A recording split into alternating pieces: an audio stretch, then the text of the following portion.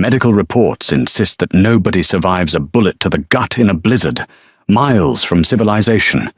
Yet, Kristen Rossi, the ghost of Chicago, a man whose signature was usually written in blood, defied death that night. His survival wasn't luck.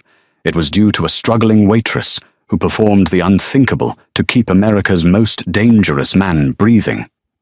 In saving him, she didn't just preserve a life. She signed a binding contract with fate. Discover what happens when the wolf falls for the lamb in the night of the whiteout. A true story with a twist ending you won't see coming.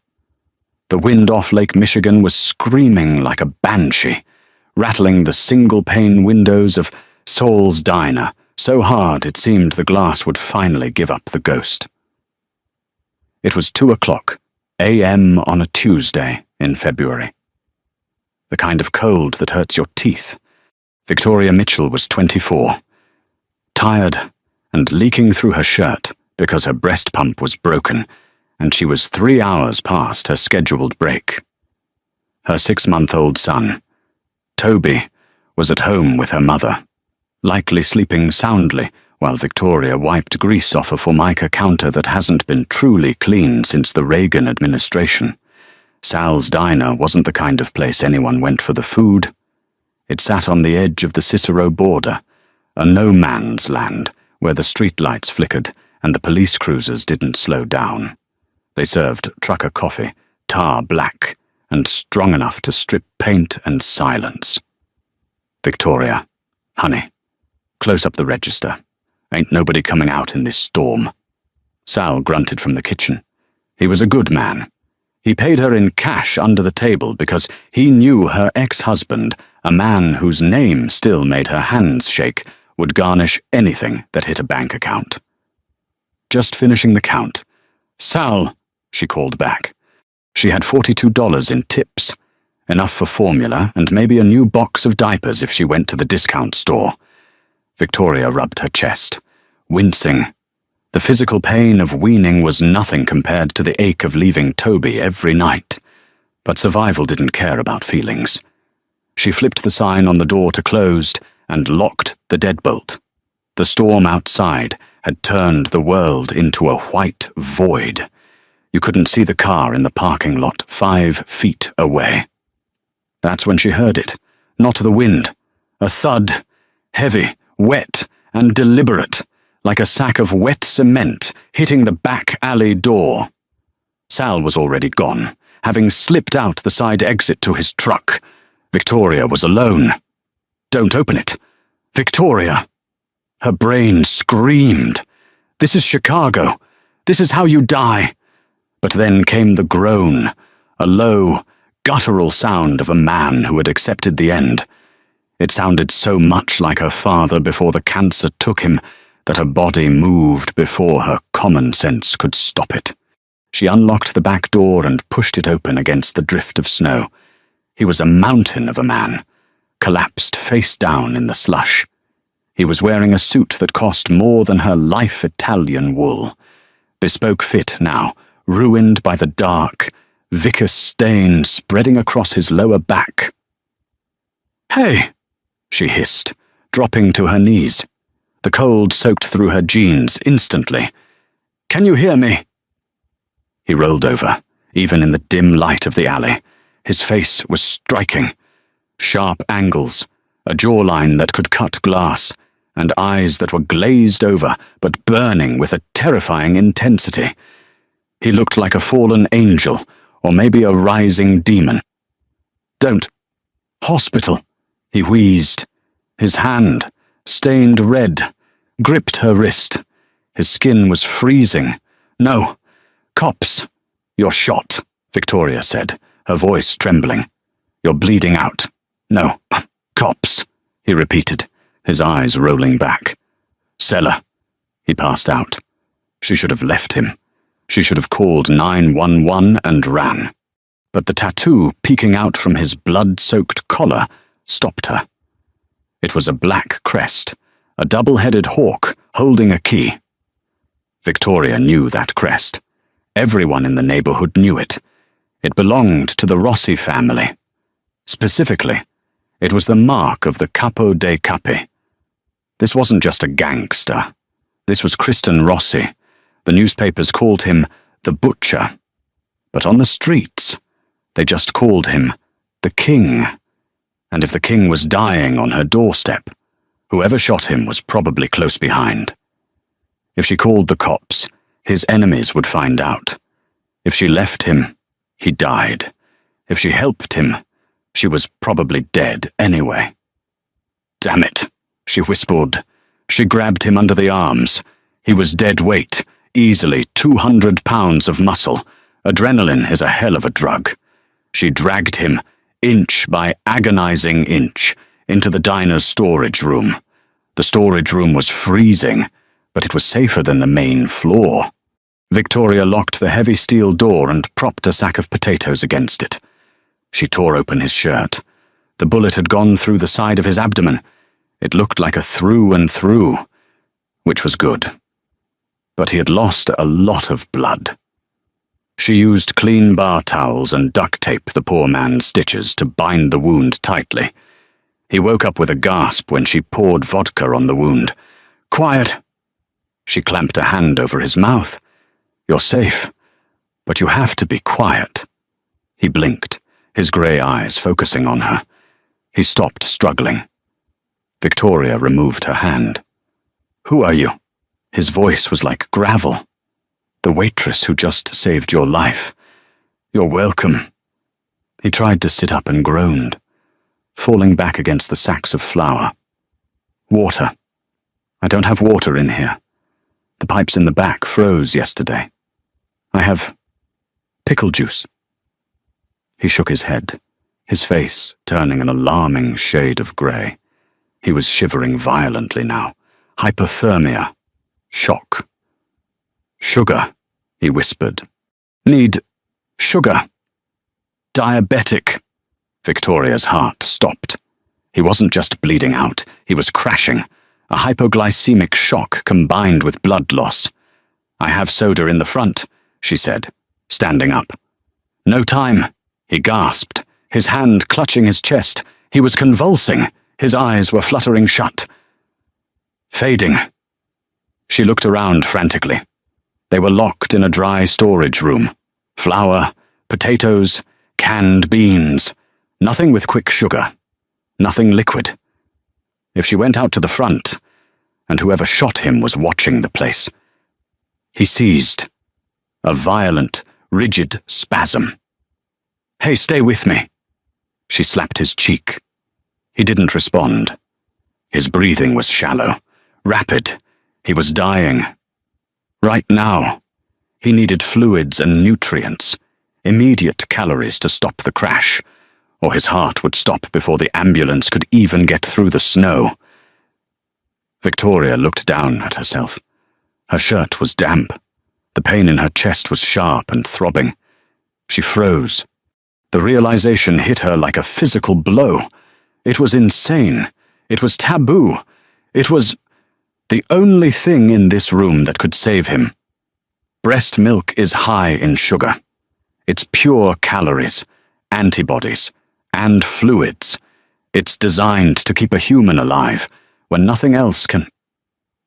She looked at the dying man, the feared mafia don.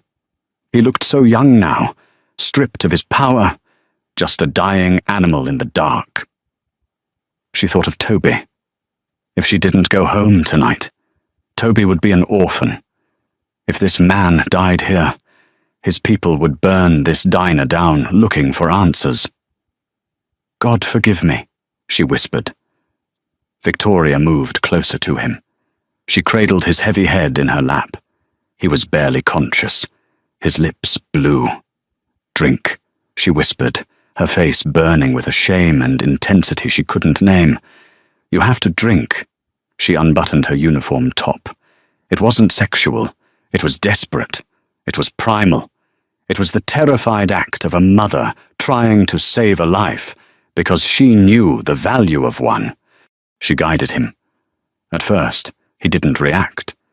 Then, instinct took over, the most basic human instinct there is. He drank. It was strange, the silence of the storage room, the howling wind outside, and the rhythmic sound of a grown man, a killer, feeding like a newborn. She stroked his hair, tears streaming down her face. She hummed the lullaby she sang to Toby. Lavender's blue. Dilly, dilly. Lavender's green. Minutes passed. It felt like hours. Slowly, the colour began to return to his cheeks. The shivering stopped.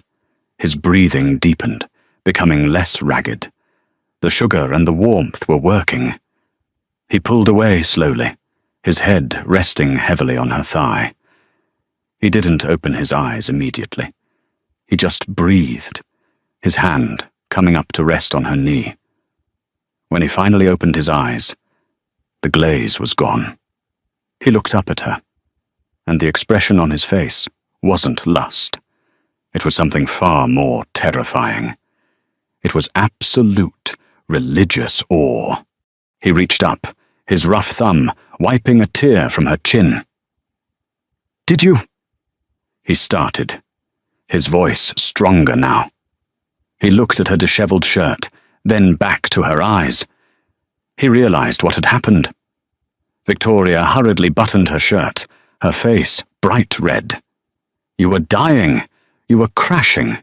It was all I had." He didn't mock her. He didn't make a crude joke. Kristen Rossi, the butcher of Chicago, looked at her like she was the Virgin Mary herself. "You saved me," he said softly, "with your own body.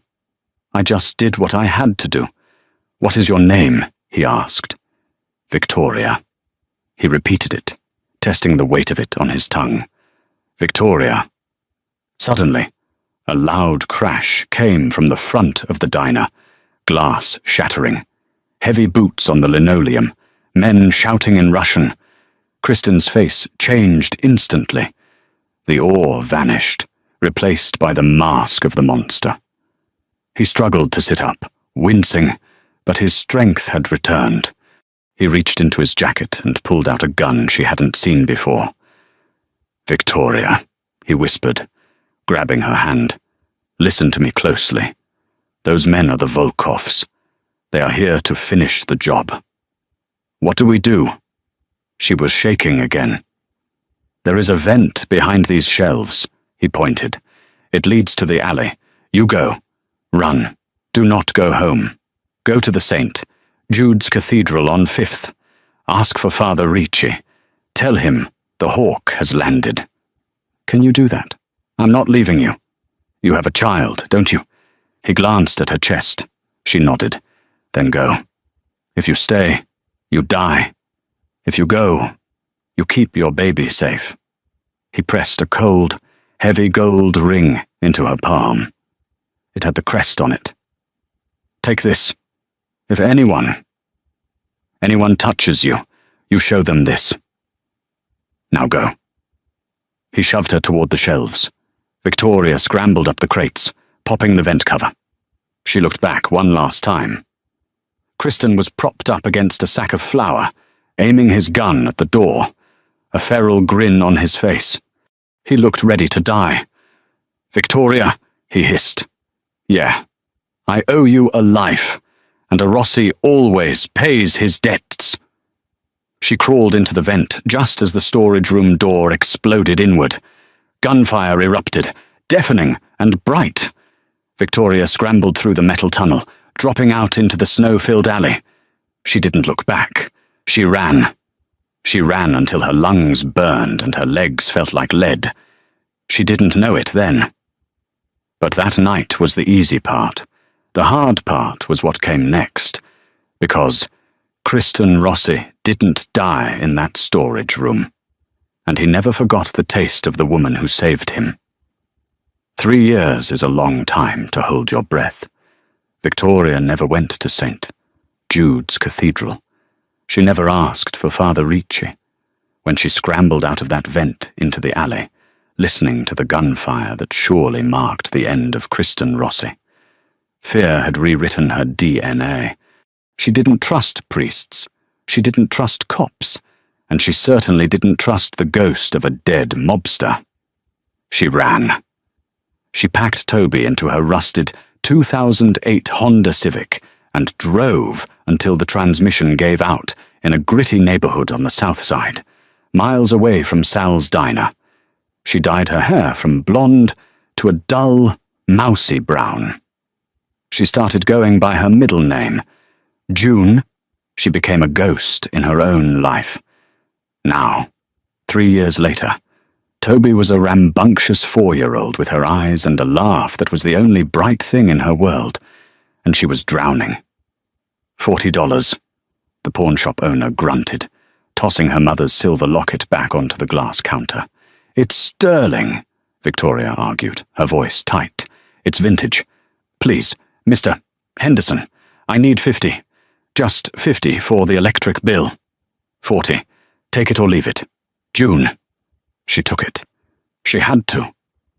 The final notice was bright pink and sitting on her kitchen counter. As she walked out into the grey Chicago drizzle, her hand went to her pocket. Her fingers brushed against the heavy, cold metal she kept hidden in the lining of her coat. The ring, the Rossi ring. For 3 years, she had carried it. It was worth thousands, maybe more. It was solid gold, heavy enough to sink a ship. She could have sold it and started a new life in Florida. She could have bought Toby a yard to run in, but she couldn't do it. Every time she looked at it, she saw his eyes, grey, burning, and vulnerable. She remembered the weight of his head on her lap in that freezing storage room. She remembered the intimacy that was so bizarre, yet so saving. She kept the ring because, in her darkest moments, she convinced herself it was a talisman. If she had the ring, the monster couldn't hurt her. She turned the corner toward her apartment complex, a crumbling brick building where the elevator never worked, and froze. Leaning against the hood of her car was a man she had prayed she would never see again. Rick, her ex-husband, the man whose gambling debts had ruined their credit, whose temper had left bruises on her soul long before he left them. He looked worse than she remembered. His face was gaunt, his eyes shifting nervously like a rat cornered by a cat. He was wearing a cheap leather jacket that looked 2 sizes too big. Victoria, he grinned, revealing yellowed teeth. He used her real name. The sound of it made her stomach drop. It's June, she said, stepping back, clutching her purse. Go away, Rick. I have a restraining order. Paper doesn't stop a bullet, babe. He laughed, but it was a nervous, jagged sound. He pushed off the car and stepped toward her. And neither do locked doors. I know you're working double shifts at the laundry place. I know you pick up the kid from daycare at 4:30. What do you want? She hissed, checking the street. It was empty. I'm in trouble, Victoria, real trouble. He wiped sweat from his forehead, despite the cold. I owe some people. Big people. The kind of people who don't send bill collectors. They send butchers. That sounds like a you problem, she said, trying to push past him. He grabbed her arm, hard. It's a we problem. Because when I couldn't pay, I told them I had collateral. I told them I had a wife, a pretty one. The blood drained from Victoria's face. We're divorced. They don't care about paperwork, Rick sneered, his desperation turning into aggression. They just want their pound of flesh. I told them you could work it off. Maybe wait tables at one of their clubs. Maybe. Other things. You were always good at servicing people, right? She slapped him. It was a reflex. Rick's face twisted. He backhanded her, sending her stumbling into the brick wall. Her vision swam. Before she could recover, he had her wrist in a vice grip. You're coming with me, he snarled. Tonight. The boss wants to see the merchandise before he agrees to clear my debt. No! She screamed, kicking at him. Toby, I have to get Toby. The kid stays at daycare until we're done. If you behave, you see him tonight. If you run... Well, I know where the daycare is, too. That threat froze her cold. He would use his own son. He was a monster, desperate and pathetic. Fine, she whispered, her voice breaking. Fine. I'll go. She wasn't going because she surrendered. She was going because she had the ring in her pocket. And if these were mobsters Rick owed money to, maybe, just maybe, the ring of the Capo dei Capi meant something, or maybe it would just get her killed faster. Rick dragged her to his car. They drove in silence into the heart of the city, toward the glittering skyline that hid the rot beneath. They pulled up to a place called the Obsidian. It was a nightclub, sleek and black, with a line of people waiting outside. Rick bypassed the line, sweating profusely, and spoke to a bouncer who looked like he was carved out of granite. The bouncer looked at Victoria, then at Rick, and nodded. He opened a side door. Downstairs, the bouncer grunted. Mr. Silvestri is waiting. Her heart hammered against her ribs like a trapped bird. Silvestri. She didn't know the name. They walked down a long, red-carpeted hallway that smelled of expensive cologne and stale cigar smoke. The bass from the club above thumped in the ceiling, a rhythmic heartbeat of dread. Rick pushed open a heavy mahogany door. They were in an office. It was opulent, filled with dark wood and leather furniture. Behind a massive desk sat a man who looked like a weasel in a silk suit. He was balding, with oily skin and a smile that didn't reach his eyes. This was Silvestri. Rick. Silvestri purred, leaning back. He didn't look at Rick. His eyes were glued to Victoria. He licked his lips. You brought her. I'm surprised. I thought you'd run. I'm a man of my word. Silvio, Rick stammered. This is Victoria. She's willing to do whatever to clear the slate, just like we discussed. 30 grand. Right. Silvestri stood up and walked around the desk. He was short, smelling of garlic and heavy musk. He circled her, reaching out a hand to touch a lock of her hair. Victoria flinched. Feisty. Silvestri chuckled. I like feisty. 30 grand is a lot of money. Rick, she's going to have to work very hard, for a very long time. She will, Rick promised quickly. She's great. She's a hard worker. Take off your coat, Silvestri ordered her. She stood frozen. I said.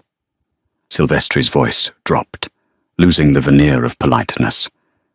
Take off the coat. Let's see what I'm buying. Victoria slowly unbuttoned her cheap winter coat. Underneath, she was wearing her waitress uniform from the laundry service, a shapeless blue polo and khakis. Not exactly a seductress. Silvestri frowned. A bit plain. But we can fix that. He looked at Rick. Get out. I want to test the merchandise. Wait, Rick said. The debt, is it clear? Get out. Silvestri roared. Rick scrambled for the door, leaving her alone with the wolf. Silvestri turned back to her, unbuckling his belt. Now, sweetheart, on your knees. She backed away until she hit the desk. Her hand went into her pocket. She wrapped her fingers around the Rossi ring. It was her only card to play. Don't touch me, she warned, her voice trembling but loud. You don't want to do this. Silvestri laughed. Or what your loser husband is going to save you. No, she said. But he might. She pulled the ring out. She held it up in the dim light. The gold caught the lamplight, the double-headed hawk crest gleaming like a warning beacon. Silvestri froze. His eyes went wide. He stopped dead in his tracks, his pants half unbuckled. Where? His voice was a whisper. Where did you get that? I earned it. Victoria said, bluffing with every ounce of courage she had. And the man who gave it to me said that a Rossi always pays his debts. Silvestri's face went pale. He looked at the ring, then at her, trying to calculate the odds.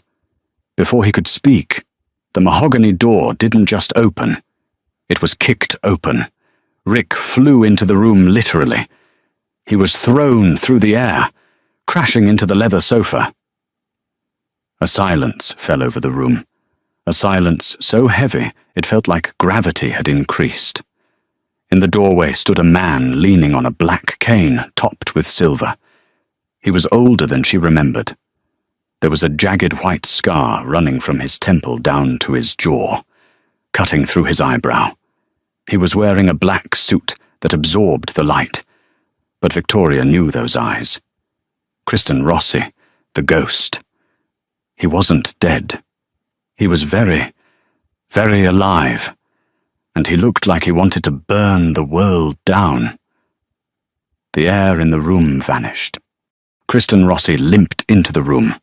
The limp was slight, barely noticeable, but the cane hit the floor with a rhythmic tap, tap, tap that sounded like a countdown. 2 massive bodyguards flanked him, but Kristen didn't need them. He radiated a dark, suffocating power that made Silvestri, who had been a terrifying predator seconds ago, look like a naughty child. Kristen didn't look at Victoria. Not at first. He looked at Silvestri. "Silvio," Kristen said. His voice was deeper, rougher, like smoke over gravel. "I was told you were conducting business in my club. Unsanctioned business." "Boss," Silvestri stammered, frantically buckling his belt. I didn't know you were coming down. This is just small debt collection. Nothing that requires your attention." "Everything requires my attention," Kristen said calmly. He walked over to the desk, picking up a crystal tumbler of scotch. He swirled it, then smashed it against the wall near Rick's head. Rick squealed, curling into a ball on the sofa. "Who is this filth?" Kristen pointed the cane at Rick. "Just a gambler, boss, a nobody," Silvestri said quickly. "He owes 30 large. Brought his wife to work it off." Kristen's back was to Victoria. He went still. "His wife," Kristen repeated softly. "Yeah, just some broad. Nothing special." Kristen turned slowly. For the first time in 3 years, their eyes met. Time didn't stop. It shattered. Victoria saw the recognition hit him like a physical blow. His grey eyes widened slightly, the pupils dilating. He scanned her face, her brown hair, her terrified posture. He looked at the hand she was clutching to her chest. He saw the ring, his ring. The expression on his face was unreadable to the others, but to Victoria, it was screaming. It was a mixture of disbelief, relief, and a sudden, terrifying possessiveness. He walked toward her. Silvestri, misreading the situation, stepped forward. "She's feisty. Boss. Tried to pull some fake jewelry on me to scare me off. I can handle her for you." Crack. Kristen didn't even look at Silvestri. He swung the heavy silver handle of his cane backward, connecting solidly with Silvestri's nose. The sound of breaking bone echoed in the room. Silvestri dropped to the floor, howling, blood gushing through his fingers. "Speak again," Kristen whispered, "and I will cut out your tongue." Silvestri choked on his own blood and fell silent. Kristen stopped in front of her. He was so tall. Victoria had forgotten how big he was. He blocked out the light, the room, everything. He dropped the cane. It clattered to the floor. He reached out with both hands. His hands were shaking slightly. He cupped her face.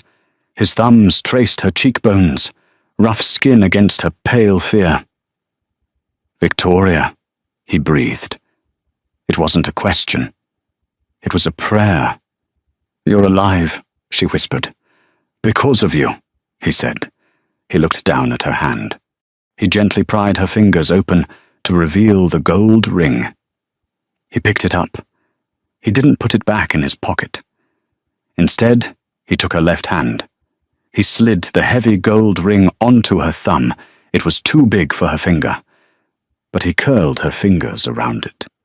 "You kept it," he said, his eyes searching hers. "Why didn't you go to the church?" I waited. "For 6 months. I had men watching that church.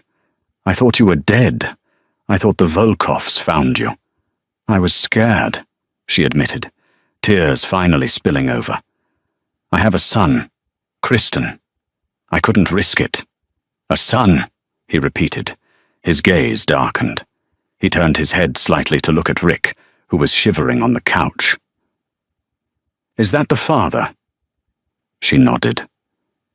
Kristen's face hardened into a mask of cold fury. He picked up his cane and walked over to Rick. "You," Kristen said. "Stand up." Rick scrambled up, shaking so hard his teeth chattered. "Look, man, I don't know who you are, but I am the man whose life this woman saved." Kristen said calmly, "I am the man who owes her a debt that can never be fully repaid. And you?" He stepped closer, towering over Rick. "You tried to sell her, like cattle." I didn't know, I swear," Rick pleaded, looking at Victoria. "Victoria, tell him we were just working it out. She is not Victoria to you anymore," Kristen said. "She is untouchable." Kristen turned to his guards. "Take him." "What?" "No." Rick screamed as the 2 massive men grabbed him by the arms. "Victoria, help me!" Victoria looked at Rick. She thought about the bruises. She thought about him dragging her here. She thought about him threatening to leave Toby at daycare. She looked at Kristen. "Don't kill him," she said softly. Kristen paused. He looked at her, surprised. "He sold you." "He's Toby's father," she said. "If you kill him, my son has to grow up knowing his father was murdered. I don't want that for him. Just make him go away." "Far away." Kristen studied her for a long moment. He nodded. "You heard the lady," Kristen said to the guards. "He leaves Chicago tonight. If he ever steps foot in Illinois again, if he ever mentions her name, if he ever breathes in her direction, bury him." The guards dragged a sobbing Rick out of the room. Silvestri was still whimpering on the floor. Kristen stepped over him like he was a piece of trash. "We are leaving," Kristen said to her. He held out his hand. "Leaving?" she asked. "Where?" "To my home," he said. "You aren't safe here. Silvestri has a big mouth. People will know you had the ring. The Volkovs are still looking for the mystery woman who helped me escape that night." "I can't just leave," Victoria said. "I have to pick up Toby. I have a job. I have an apartment." Kristen stepped closer, invading her space again. The smell of sandalwood and expensive tobacco filled her senses. "You don't have a job," he said intensely. "You don't have an apartment. You have me." He leaned down, his lips brushing her ear. "I tasted life because of you. Victoria, I survived because you gave me part of yourself. Do you think I'm going to let you go back to a pawn shop? Do you think I'm going to let you struggle?" He pulled back to look her in the eye. "You own me, Victoria, and I take care of what belongs to me." "I don't belong to you," she said, trying to find her backbone. "No," he agreed, a small, dangerous smile touching his lips. "But I belong to you, and that makes you the queen of this city, whether you want to be or not. Now, let's go get your son." He took her hand. This time, she didn't pull away. As they walked out of the club, past the stunned bouncers and the VIPs, Kristen Rossi didn't let go. He walked with a limp, But he held his head high, and for the first time in 3 years, Victoria didn't feel like a ghost. But as she sat in the back of his armored limousine, watching the city blur by, she realized something terrifying. She had saved his life with milk and mercy. Now, he was going to consume hers with fire and gold. And the worst part, she wasn't sure if she wanted to run anymore. The daycare was a brightly colored storefront, sandwiched between a liquor store and a payday loan shack. It smelled of bleach and graham crackers, a scent that usually calmed Victoria. But today, with a cavalcade of 3 black SUVs idling at the curb, it smelled like a target. "Stay in the car," Kristen ordered. He didn't look like a man recovering from a 3-year-old gunshot wound, or a man who had just crippled a subordinate. He looked like a king inspecting his borders. "No," she said, her hand on the door handle. "He doesn't know you. If a strange man walks in there with those guys," she gestured to his hulking bodyguards, "he'll scream." Kristen looked at her. For a second, the mask slipped. He looked almost unsure. "Fine," he grunted. "We go together, but you stay behind me." They walked in. The receptionist, a teenager named Sarah who spent 90% of her time on TikTok, dropped her phone. Her eyes went from Victoria's bruised cheek to Kristen's bespoke suit, and then to the terrifying bulge under his jacket. "I'm here for Toby," Victoria said, her voice shaking. Sure. Victoria." Sarah stammered. "Get the boy," Kristen said. His voice wasn't loud, but it carried the weight of a command that couldn't be refused. A moment later, Toby came running out, holding a plastic dinosaur. He stopped when he saw them. He saw the bruise on Victoria's face first. "Mummy!" He ran to her, burying his face in her legs. "You have a boo-boo." "I'm okay, baby. We have to go." Toby looked up at Kristen. Most kids would be scared.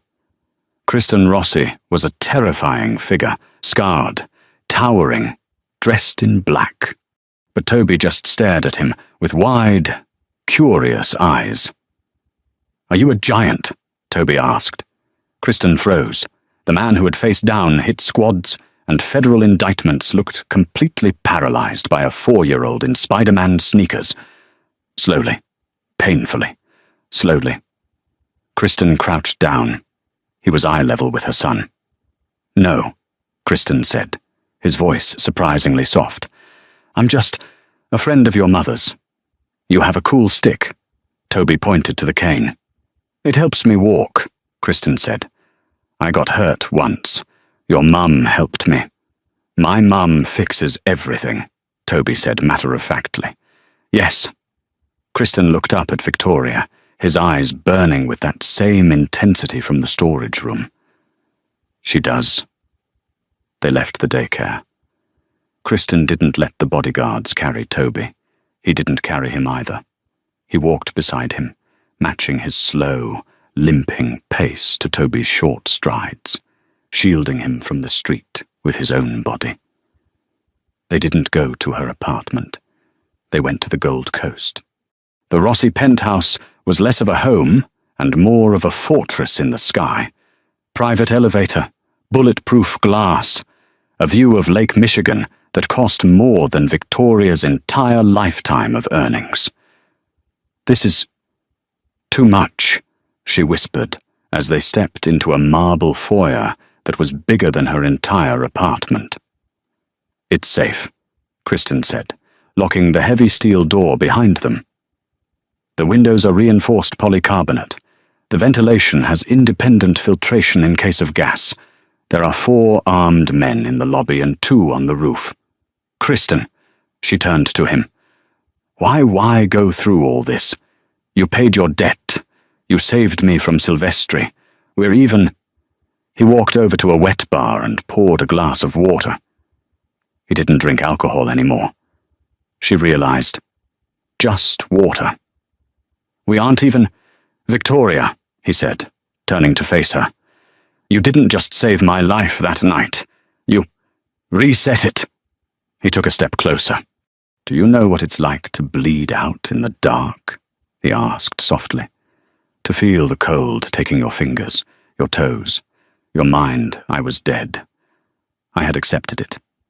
And then, warmth, sweetness, life. He looked at her chest, then quickly up to her eyes, respectful but intense. I tasted mercy, Victoria, in a world of wolves. You were the only thing that gave me something without asking for a price. I didn't survive just to go back to being a butcher. I survived to find you. You're scaring me, she admitted. This obsession. It's not normal. I never said I was normal, he replied darkly. I'm a monster who found a reason to breathe. And now that I have you, I am not letting the Volkovs or anyone else take you away. The Volkovs, she shivered. Are they really still looking? They never stopped. They know someone helped me. They have a witness, a homeless man, who saw a woman running from the alley. They've been hunting for a blonde waitress for 3 years. It's why you were safe as June, the brunette. But Silvestri, Kristen's jaw tightened. Silvestri talks. He's weak. If the Volkovs get to him, they'll know who you are. So we're prisoners here, she said, looking around the gilded cage. No, Kristen said. He reached into his pocket and pulled out a black credit card. You are under my protection. Buy whatever you need. Toby needs clothes, toys, a bed. Order it. My men will bring it up. I don't want your money. It's not payment, he snapped, frustration flashing in his eyes. It's care. Let me take care of you. Victoria, please. The please broke her. It was the same tone he used in the storage room when he begged for sugar. For the next 2 weeks, they lived in a bizarre, domestic bubble. Kristen ran his empire from his study, but every evening at 6 p.m., he emerged for dinner. He watched Toby play. He didn't know how to play. He held action figures like they were grenades, but he tried. Victoria started to see the man beneath the monster, the way he winced when he stood up too fast, the way he double-checked the locks 3 times a night. He was traumatized, just like her. But the peace was a lie. They were just waiting for the storm. And it arrived on a Tuesday. It started with a phone call. They were eating breakfast. Pancakes. Kristen was awkward with the syrup, trying not to make a mess on his suit. Toby was laughing at him. It was almost nice. Kristen's burner phone buzzed on the table. He picked it up. Speak, he said. His face went from relaxed to granite in a split second. When he barked. A pause. Get the car. Now. He hung up and looked at Victoria. The warmth was gone. The wolf was back. Get the boy, he said. Into the safe room. Now. What's happening? She stood up, panic seizing her throat. Silvestri is dead, Kristen said, checking the magazine of a gun he pulled from a kitchen drawer. They found him in the river this morning. But before he died, they cut him. He talked. Victoria. He told them everything. Who? The Volkovs. They know you're here. Boom. The building didn't shake, but the sound was unmistakable. An explosion. Downstairs, in the lobby. They're here, Kristen whispered. They didn't wait for nightfall. They're hitting the building in broad daylight. They're desperate. He grabbed her arm, dragging her and a crying Toby toward the back of the penthouse. He punched a code into a panel hidden behind a painting. A section of the wall slid open to reveal a steel-reinforced panic room. Stay in here, Kristen ordered. Do not come out until you hear my voice. If anyone else tries to open this door, use this. He pressed a cold, heavy pistol into her hand. "Kristen, don't go out there." She grabbed his lapel. "I have to buy you time. The police are 10 minutes out. My men are holding the elevator, but the Volkoffs have a team coming up the stairs." He looked at her. For a second, he leaned in and kissed her forehead. It was a chaste, desperate kiss. "I promise to pay my debt," he whispered. He sealed the door. Victoria was alone in the dark with Toby and a gun. Outside, hell broke loose. She heard muffled shouting, the thump, thump, thump of suppressed gunfire, the sound of expensive furniture being smashed. Toby was sobbing silently into her shirt. She rocked him, humming the same lullaby she sang to Kristen 3 years ago. Lavender's blue, dilly, dilly. Then silence, long, agonizing silence. Victoria. It wasn't Kristen's voice. It was a voice with a thick, heavy Russian accent. It was coming through the intercom system of the panic room. "Victoria Mitchell, or should I say, Victoria Rossi." She held her breath. "We know you are in there." The voice purred. "We have blown the hinges. We can drill through this door in 5 minutes. But we don't want to kill you." "Not yet." She didn't answer. "We have your protector," the voice said. "Kristen. He is not in good shape. He is bleeding again. Like the night you found him." Her heart stopped. "Open the door, Victoria, and we will let him live. If you don't, we will cut his head off and leave it here for the police." Victoria looked at Toby. She looked at the gun. If she opened the door, they died. If she didn't, Kristen died. But then, the Russian said something that made the world tilt on its axis. "Bring us the boy," the voice said. "Bring us the heir. That is all we want. The Rossi bloodline ends today." She froze. The heir. They thought Toby was Kristen's son. The timeline. The blonde hair. The fact that Kristen Rossi, a man who never let anyone get close, was hiding a woman and a child in his penthouse. To the criminal underworld, there was only one explanation. Toby wasn't just some random kid. They thought he was the secret son of the Don. They thought he was the next king. And in the mafia, you don't just kill the king. You kill the lineage. A plan formed in Victoria's mind. It was insane. It was suicidal. But it was the only chance they had. They wanted the Rossi heir. She would give them a Rossi. "I'm coming out," she yelled at the door. "Don't shoot, I'm coming out." She turned to Toby. "Baby, listen to me," she whispered, tears streaming down her face. "Hide in the corner, behind the crates. Do not make a sound, no matter what you hear. Do you understand, Mommy?" Hide. She checked the gun Kristen gave her. The safety was off. She wasn't a soldier. She wasn't a killer. She was a waitress. She was a mother. But 3 years ago, she saved a life with her body. Today, she was going to save her son with her rage. She hit the button. The steel door hissed and slid open. Victoria stepped out into the ruined living room. Smoke hung in the air. 3 men in tactical gear lay dead on the floor. In the center of the room, on his knees, was Kristen. His hands were zip-tied behind his back. His face was beaten, blood pouring from a cut above his eye. A massive man, the leader. Volkov himself held a gun to Kristen's temple. Volkov smiled when he saw her. He was a giant, with gold teeth and dead eyes. "The nurse," Volkov laughed. "And where is the little prince?" Victoria held the gun behind her back, hidden in the folds of her dress. "He's asleep," she said, her voice surprisingly steady.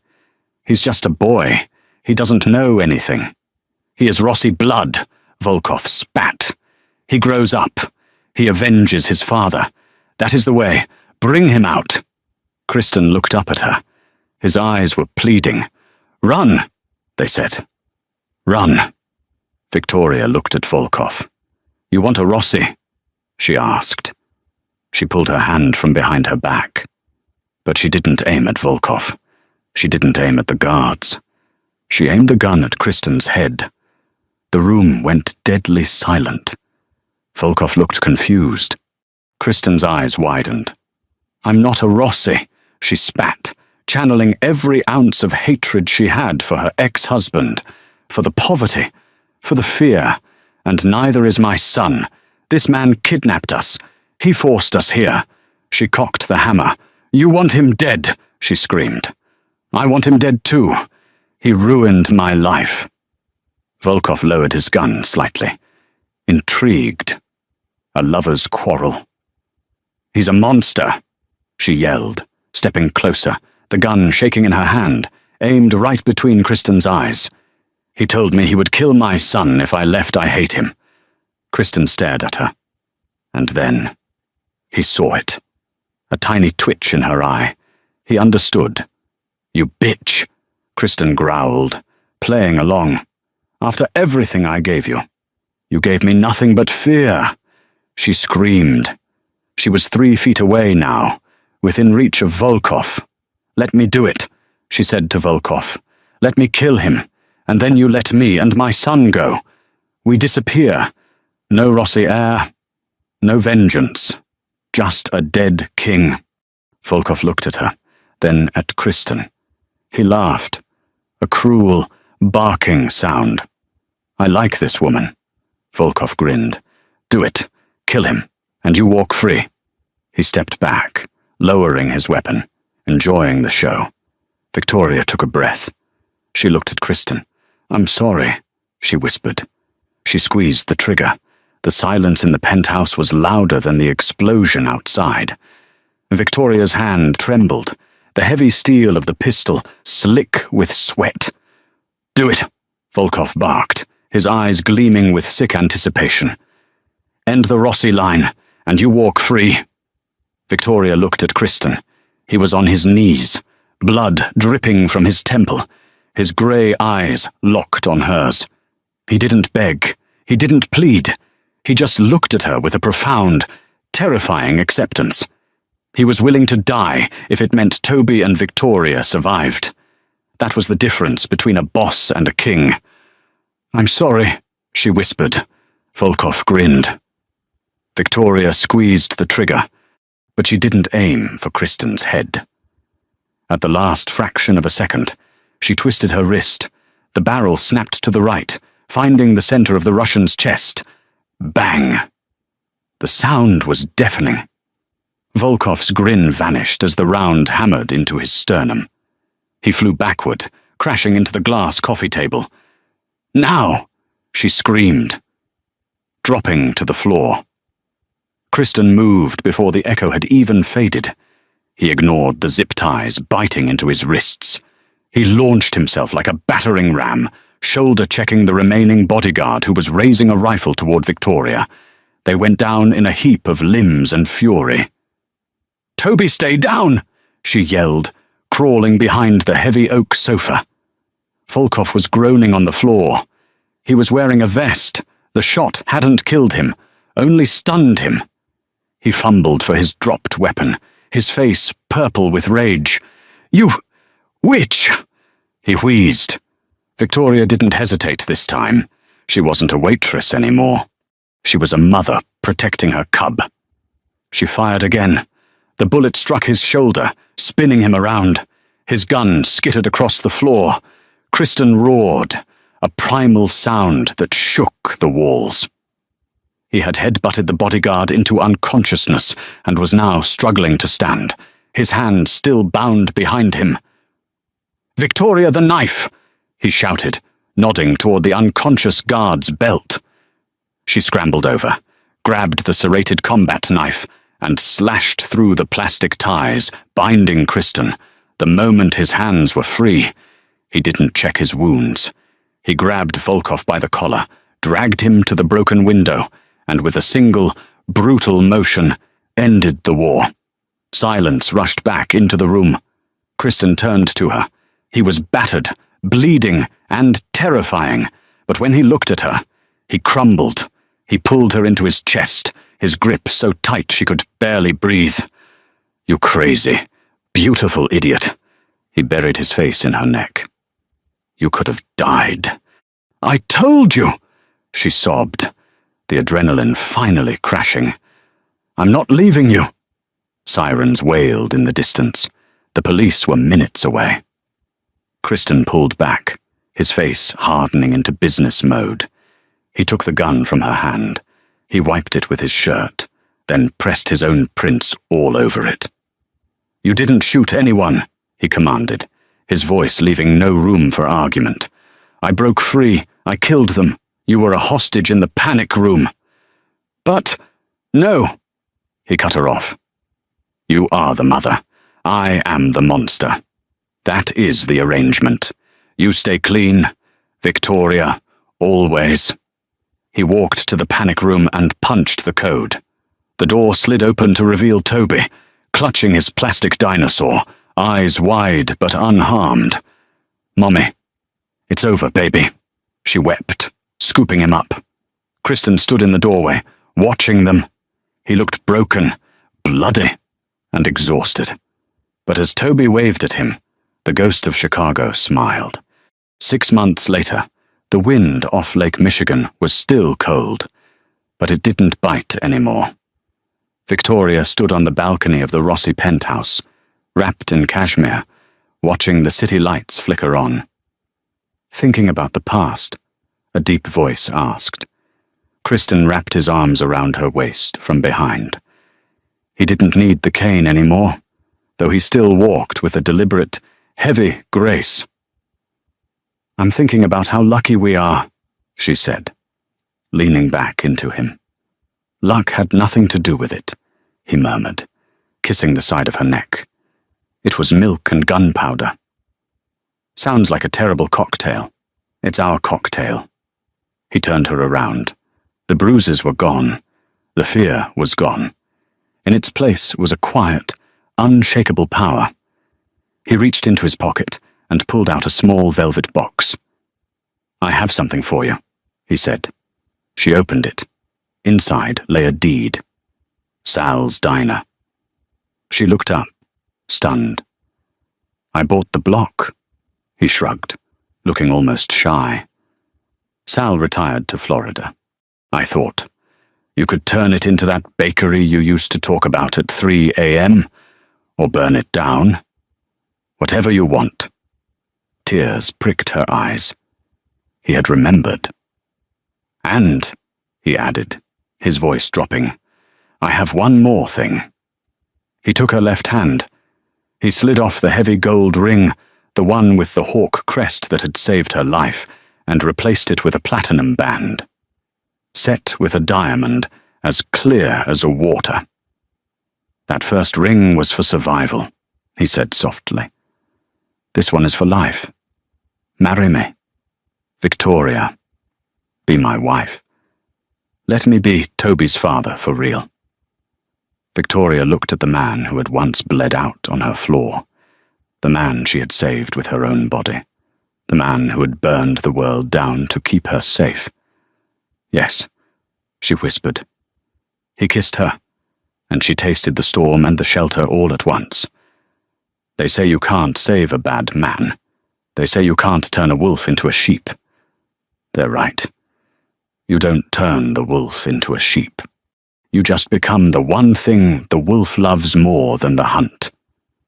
And there you have it, the true, twisted ending of Victoria and Kristen, from a desperate act in a freezing storage room to the top of the Chicago underworld.